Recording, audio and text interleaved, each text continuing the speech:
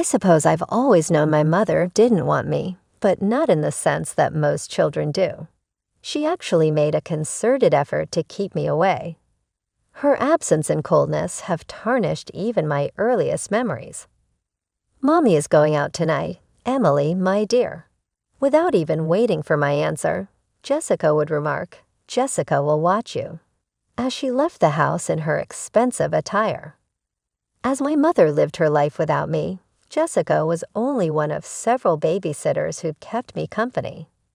I can recall my 6th birthday. My favorite breakfast was pancakes with whipped cream and sprinkles, which Dad had prepared. Before starting work at his construction supplies business, he had risen early to ensure everything was flawless. Later that day, Mom was to accompany me to the party location. Everyone in my class was invited. I waited for hours while wearing my party outfit. She never appeared. Dad's face became a shade of crimson I had never seen before when he arrived home that evening and discovered me still sitting there, trying not to cry. He took out his phone and shouted, "Where the hell is your mother?" As he attempted to call, I could hear her voicemail repeatedly playing. At last, at almost 8:00 p.m., she arrived with ease, carrying shopping bags. Was that today, my God? I totally forgot. Sarah called to tell me about this incredible bargain when I was at the hairdresser. Dad interrupted her. "Helen, it's our daughter's birthday. You failed to remember our daughter's birthday celebration." "Robert, stop being so theatrical." Rolling her eyes, she muttered, "We can reschedule it," and went upstairs. "Emily understands, don't you, sweetie?" While they were arguing, I sneaked away to my room and buried my knees in my chest. I knew this wasn't natural even then. Other mothers remembered the birthdays of their children. It wasn't the case that other mothers spent more time with their pals than their kids. Other mothers attended parent-teacher conferences and school functions, which my mother viewed as uninteresting and beneath her. However, I had Dad, and that was sufficient. He did everything he could to compensate for her absence. He always made time for me, even though he was operating his shop. He would get up early to prepare my breakfast, assist me with my homework in the evenings, and on the weekends, we would go on our own unique adventures as father and daughter, whether it was going to the movies or the park, or simply lounging about the house and making pillow forts. I discovered that I should no longer hold my mother to any expectations.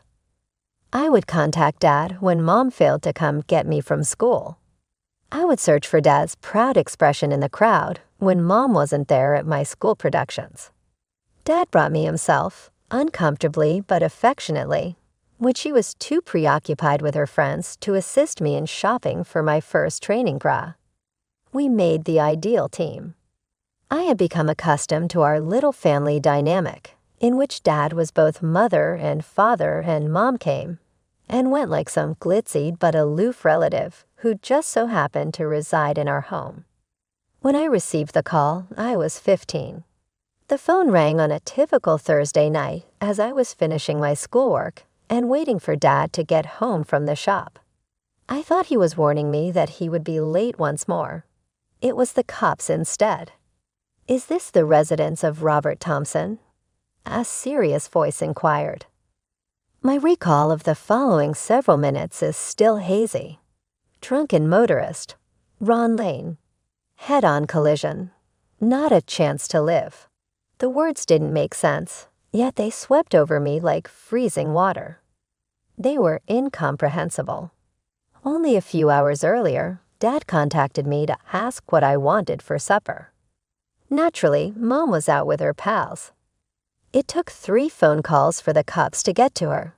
She was already portraying the distraught widow when she eventually returned home, her cheeks artistically smudged with mascara.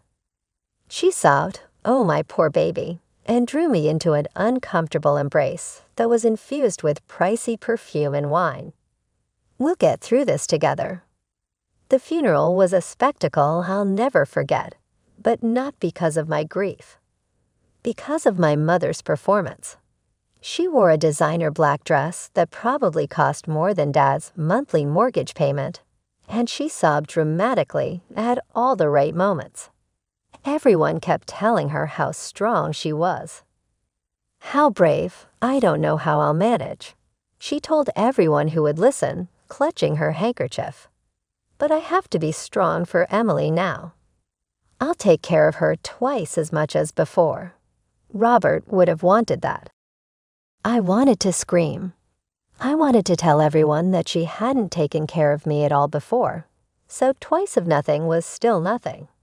But I stayed silent, focusing instead on the real pain in my chest, the crushing reality that Dad was gone. The days after the funeral were even worse than I'd imagined. Mom's promises of increased attention lasted exactly 3 days. By day 4, she was too devastated to cook dinner. By day 5, she needed to process her grief at a spa day with her friends. By week 2, she was going on dinner dates to help her heal. I spent most of my time alone in my room, surrounded by memories of Dad. That's when Grandpa Jim, Mom's father, started coming around more often. At first, he just brought groceries and checked if I was eating. Then he started inviting me over to his house. "Emily, honey," he said one day, his kind eyes studying my face. "How about we make your dad's famous pancakes?" I think he'd want us to keep that tradition alive. That was the first time I'd smiled since Dad died. Grandpa's house became my sanctuary. While Mom was out rebuilding her life, her words, I spent afternoons with Grandpa, cooking comfort food, watching old movies, or just walking in the park near his house. "How are you really doing, kiddo?" he'd ask, actually listening to my answers. "What's on your mind today? Any plans for the weekend?" It was strange how my mother's father could be so different from her. He actually cared about my answers, remembered the names of my friends, and knew what was going on in my life. We'd spend hours in his kitchen, trying out new recipes or just talking about Dad. For the first few months after Dad's death, Mom seemed perfectly happy with our new arrangement. While I spent my time at Grandpa's house, she was free to pursue her social life without any guilt or interruption. That is, until people started talking. I overheard Mrs. Peterson from next door one day. "It's so sad," she was telling another neighbor. "That poor girl practically lives at her grandfather's house now. Helen's never home, always out with some new man. What kind of mother?" That's when things changed. Mom suddenly started paying attention to where I was going, and more importantly, who knew about it. "You can't keep running to your grandfather's house every day," she snapped one evening when I was putting on my shoes to leave. "What will people think? That I can't take care of my own daughter?" I couldn't help but laugh. "But you don't take care of me, Mom. You never have." Her face turned red. "I am your mother. I've done everything for you." "Name one thing," I challenged her. "One single thing you've done for me since Dad died." She couldn't answer. Of course, instead, she banned me from visiting Grandpa, saying I needed to spend more quality time at home. Quality time, apparently, meant sitting alone in an empty house while she went on dates with her latest prospects. I told Grandpa about Mom's new rule during one of my visits. He just shook his head. "Inside your mother," he said, choosing his words carefully, "has always been focused on what others think of her, not on what's real." He patted my hand. "Don't worry about her rules, Emily. You're always welcome here."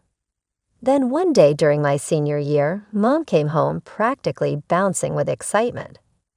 "I've met someone," she announced over dinner, which was rare enough to be noteworthy. "His name is George."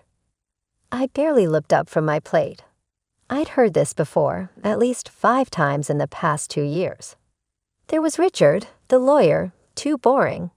Michael, the doctor, too busy. James, the business owner, too focused on work.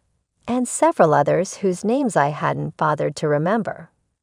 "He's different," Mom insisted, noticing my lack of enthusiasm. "He's established, mature." When I finally met George, I had to bite back a laugh.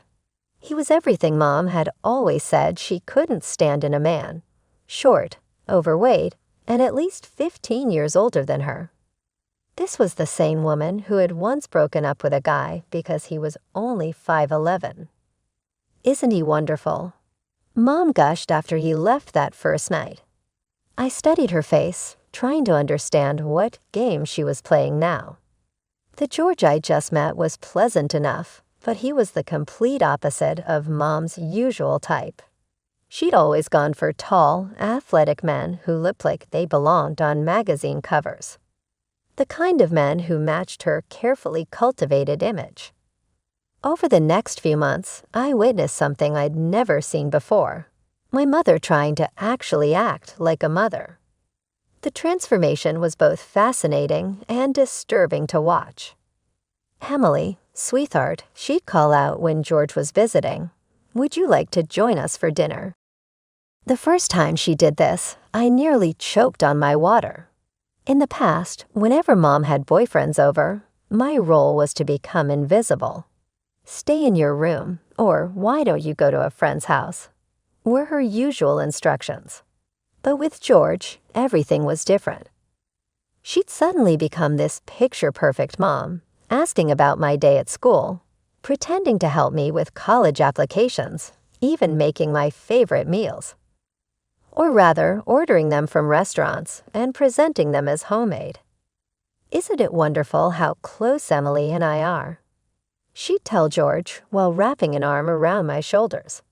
I'd have to fight the urge to shake it off, knowing this was all just another one of her performances. One evening, she actually pulled me aside before George and his family arrived. "Emily, please act like we're close, like we have a good relationship. Can you do that for me?" I played along, mostly out of curiosity, to see how far she'd take this charade. And she took it far, all the way to my graduation day. She showed up with George and his family, wearing a tasteful designer dress, and the proud smile of a mother who'd been there every step of the way. She even brought flowers and tears and hugged me in front of everyone. "My beautiful, brilliant daughter," she gushed, making sure George and his family could hear. "I'm so proud of everything you've accomplished." The day after graduation, though, the mask came off. She waited until George had left for a business trip, then called me into the living room for a talk. "Emily," she said, her voice no longer holding any of the warmth she displayed at graduation, "you're 18 now, and it's time for you to move out." I stared at her, thinking I must have misheard. "What?" I asked. "I'm tired of playing mother," she continued, examining her manicured nails. "You're an adult now. You need to learn to stand on your own 2 feet. I put up with you for 18 years. That's enough. I want you out of the house by tomorrow." I sat there, shocked by the sudden shift, but not entirely surprised.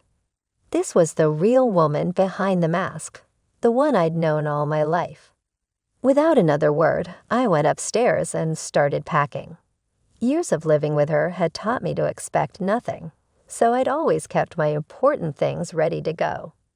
Within hours, I had everything I needed in a few bags and boxes. Grandpa opened his door before I even knocked, one look at my face telling him everything he needed to know. "Your room is ready," was all he said, helping me carry my bags inside. He didn't need to ask what had happened. He knew his daughter too well. Living with Grandpa felt like finally being able to breathe after years of holding my breath. The day after I moved in, he sat me down at his kitchen table. "Emily," he said, sliding an envelope across to me, "I want you to go to college." Inside the envelope was enough money for 4 years of tuition. When I tried to protest, he held up his hand. "Your father would have wanted this," he said firmly. "And I want this. End of discussion." So I enrolled in college, determined to make both him and Dad proud. But I couldn't just sit back and let Grandpa handle everything. Despite his comfortable retirement and generous savings, it didn't feel right to depend on him completely. That's why I picked up a job as a waitress at the Silver Spoon Cafe near campus. "You don't need to work, sweetheart," Grandpa would say whenever he saw me coming home tired from a late shift. "I know," I'd reply. The cafe job wasn't glamorous, but it gave me enough money for books, supplies, and most importantly, little gifts for Grandpa. Nothing expensive. A new coffee mug with a silly saying, a vintage record I'd find at a thrift store, his favorite cookies from the bakery across town. His face would light up every time, not because of the gifts themselves, but because he knew they came from my own earnings. Life fell into a comfortable routine. Classes during the day, work in the evenings, weekends with Grandpa. I hadn't heard from Mom in almost 3 years, and I preferred it that way. But Grandpa still kept tabs on her through family connections. "Your mother's doing well for herself," he mentioned one Sunday over breakfast. His tone was neutral, but I could sense his disapproval. New Mercedes, designer clothes, fancy jewelry. "George seems to be quite generous." I pushed my eggs around my plate. "Good for her." "She's been telling people she's paying for your college tuition," he added quietly. "Says she's been supporting you financially all this time." My fork clattered against the plate. "She what?" "Oh yes," Grandpa continued. "According to her, she's been the model of maternal support. Tells anyone who'll listen about how she's helping her daughter through college." Something about this sparked my curiosity. Mom had always been status conscious, but this level of lifestyle change seemed extreme even for her. That evening, I did something I'd never bothered to do before. I Googled George. What I found made me nearly drop my phone. George wasn't just well off as I'd assumed. He was George Harrison IE, heir to the Harrison construction empire. His family practically owned half the state, their name on buildings, stadiums, and charity foundations. The smallest of their annual donations to local causes was more than what most people made in a decade. Suddenly, Mom's complete personality transformation made sense. She wasn't just fishing for a wealthy husband. She was aiming for the top of the social ladder, and somehow she'd managed to hook one of the biggest fish in the pond. The phone call came during my junior year. Seeing Mom's number on my screen after 3 years of silence made my stomach turn. "Emily, baby," her voice had that fake sweetness I remembered so well. "I need you." I almost hung up, but something in her desperate tone made me listen. "The wedding is in 2 months," she continued quickly, probably afraid I'd cut her off. "George's family, they're very traditional. Family values mean everything to them. I need you there." I said nothing, letting the silence stretch. "People have been asking questions," she went on, her voice dropping. "Why doesn't your daughter visit? Why isn't she in any family photos? George's mother is particularly concerned. She keeps saying family unity is the cornerstone of their dynasty." "So this is about appearances," I said flatly. "No, well, not entirely. Emily, please, I'm begging you, just come to the wedding. Show everyone we're a happy family. That's all I'm asking." My first instinct was to refuse, to tell her exactly where she could stick her invitation. But then an idea started forming in my mind. "I'll come," I said. "And I'm bringing Grandpa." The wedding day arrived in a blur of crystal, silk, and old money. The Harrison family had booked the most exclusive venue in the state. Watching Mom float around in her designer wedding dress, playing the role of the perfect society bride, I almost reconsidered my plan. She looked genuinely happy, greeting guests with that magnetic smile of hers, basking in the admiration of the cream of society. For a moment, I felt a twinge of guilt about what I was about to do. Then she spotted me. "Emily, my darling daughter," she exclaimed loudly, rushing over to embrace me. The nearby guests turned to watch the touching mother-daughter reunion. "I'm so happy you're here. I forgive you, sweetheart, for abandoning me all these years. I know you were just going through a phase, spending all that money I sent you for college on God knows what." I stiffened in her embrace, but she held on tighter. George approached us, beaming. "Emily, I'm so glad you decided to make peace with your mother. She's been so worried about you." He turned to Mom with genuine concern in his eyes. "I hope you can forgive her too." Parents and children sometimes struggle to understand each other. That was the moment I knew I had to go through with my plan. This kind man and all these people deserved to know the truth. I turned to the wedding coordinator. "I'd like to make a speech before the ceremony," I said, "a tribute to my mother." I stood at the microphone, my hand surprisingly steady.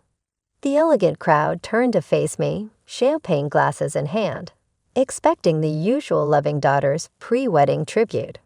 Mom beamed from her seat of honor, George's hand in hers. "I want to tell you all a story," I began, my voice clear and calm. "A story about my mother, the bride. Not the version you've been told, but the truth."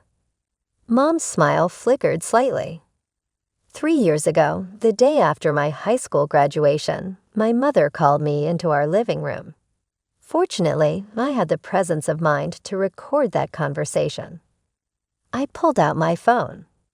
"I'd like to share with you all before." Before Mom could object, her own voice filled the hall.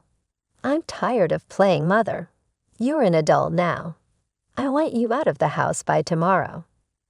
The recording continued, capturing every cruel word, every dismissive tone. The room grew deathly quiet. That was the last time I spoke to my mother until she called about this wedding. I continued into the silence.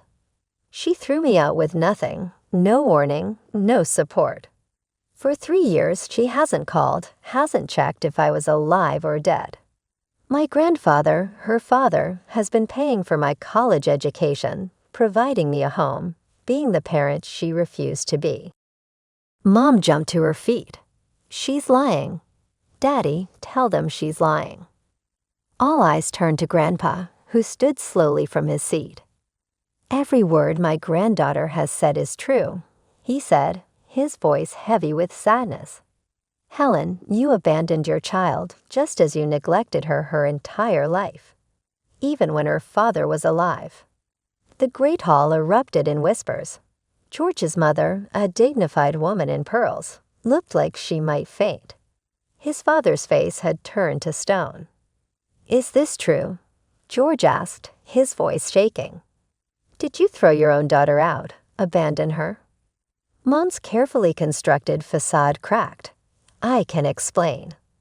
"There's nothing to explain," George cut her off, standing up.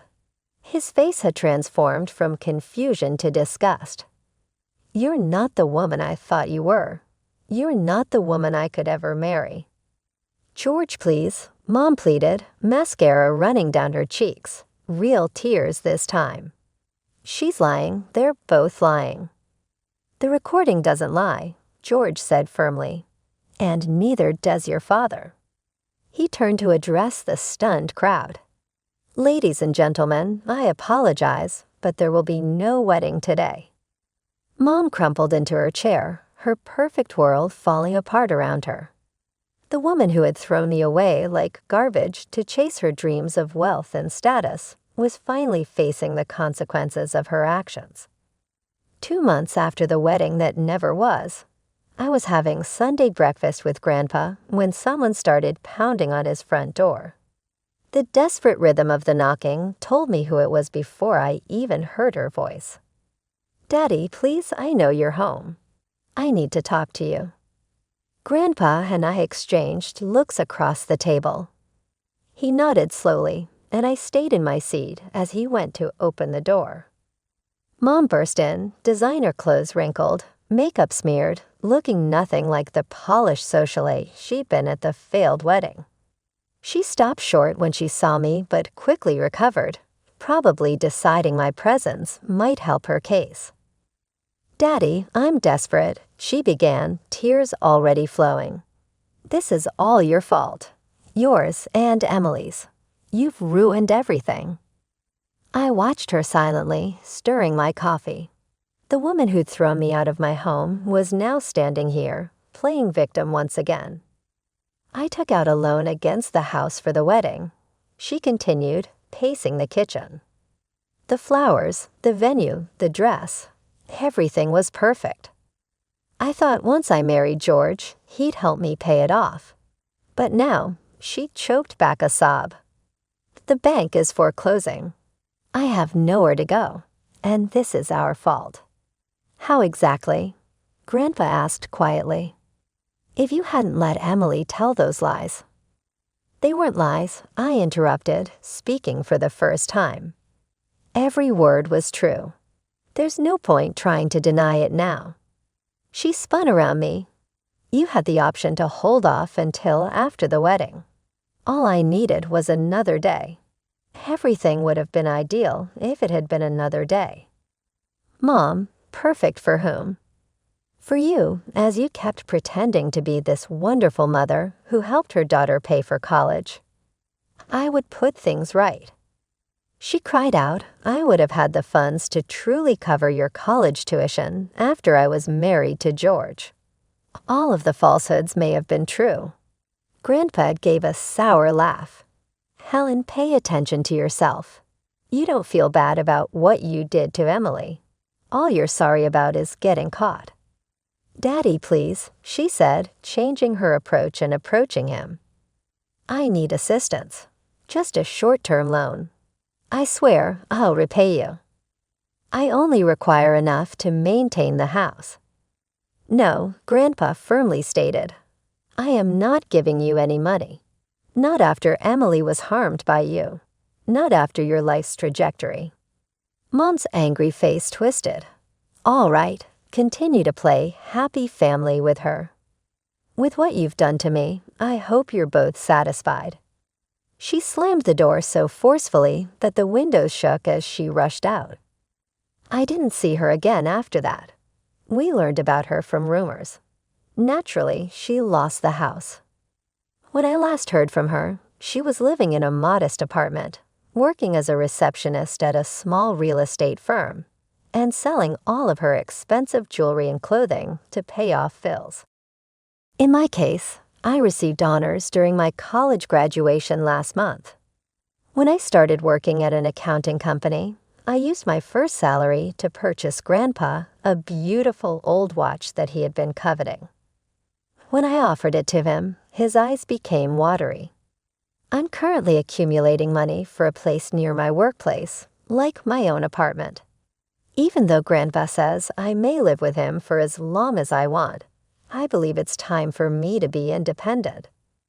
This time, it's my decision, not because I'm being ejected. I sometimes reflect on Mom and how things could have turned out differently if she had only been able to love someone but herself. However, I've discovered that you cannot win someone's affection. They cannot be forced to be the kind of parent you require. The only thing you can do is value those who choose to support you and show you love.